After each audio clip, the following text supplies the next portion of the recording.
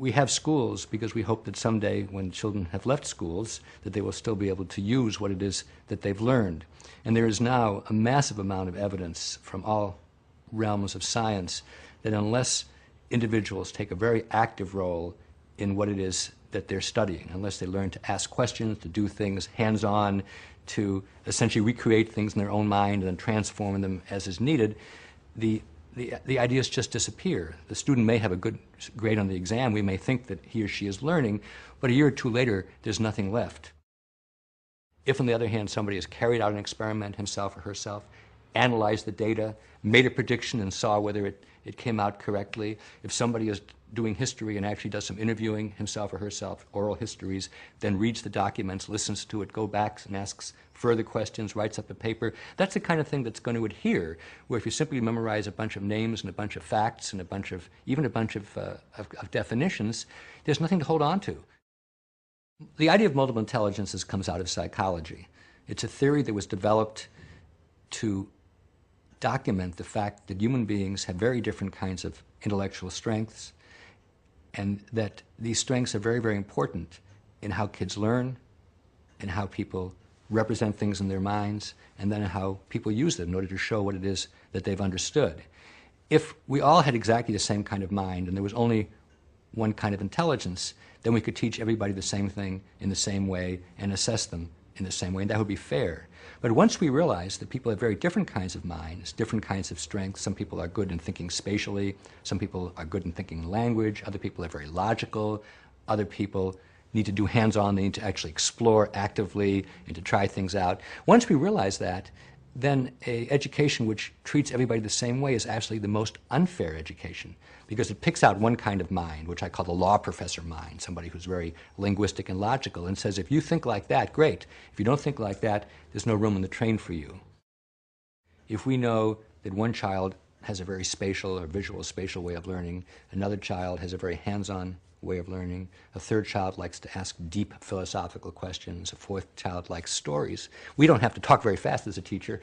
We can actually provide software, we can provide materials, we can provide resources which present material to a child in a way in which the child will find interesting and will be able to use his or her intelligences productively, and to the extent that the technology is interactive, the child will actually be able to show his or her understanding in a way that's comfortable to the child.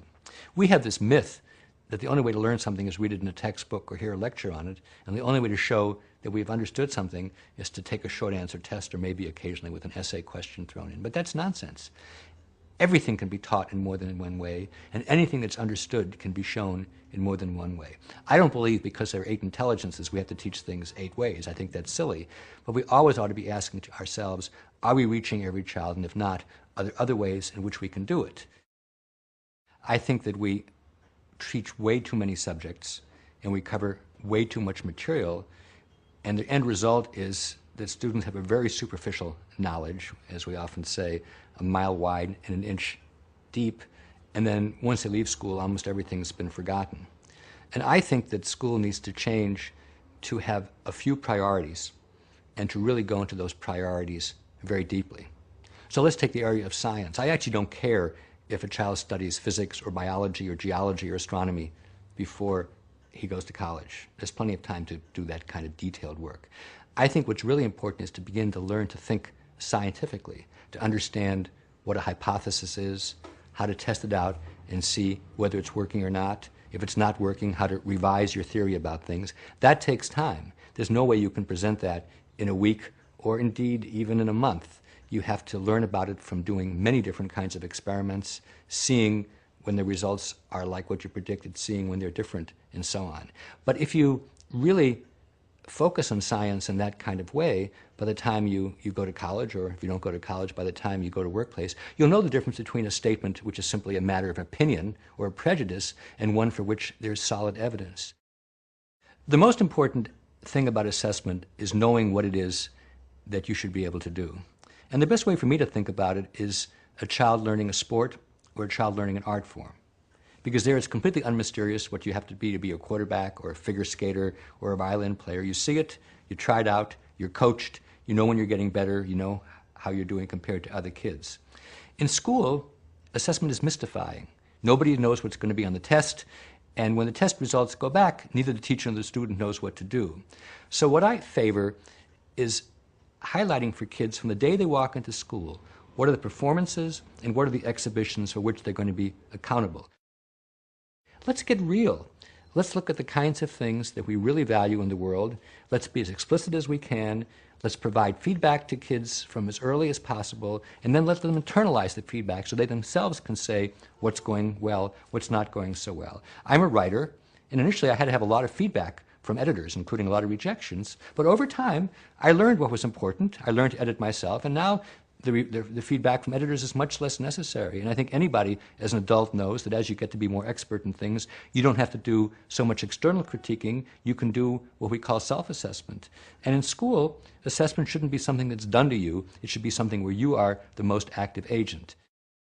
I think for there to be long-standing change in American education that is widespread rather than just on the margins, first of all, people have to see examples of places which are like their own places where the new kind of education really works, where students are learning deeply, where they can exhibit their knowledge publicly, and where everybody who looks at the kids says, that's the kind of kids I want to have. So we need to have enough good examples. Second of all, we need to have the individuals who are involved in education, primarily teachers and administrators, believe in this, really want to do it, and get the kind of help that they need in order to be able to switch, so to speak, from a teacher-centered, let's stuff it into the kid's mind kind of education to one where the preparation is behind the scenes and the child himself or herself is at the center of learning. Third of all, I think we need to have assessment schemes which really convince everybody that this kind of education is working. It does no good to have child-centered learning and then have the same old multiple choice tests which were used 50 or 100 years ago. Finally, I think there has to be a political commitment which says that this is kind of education which we want to have in our country and maybe outside this country for the foreseeable future. And as long as people are busy bashing teachers or saying that we can't try anything new because it might fail, then reform will be stifled as it has been in the past. For more information on what works in public education, go to edutopia.org.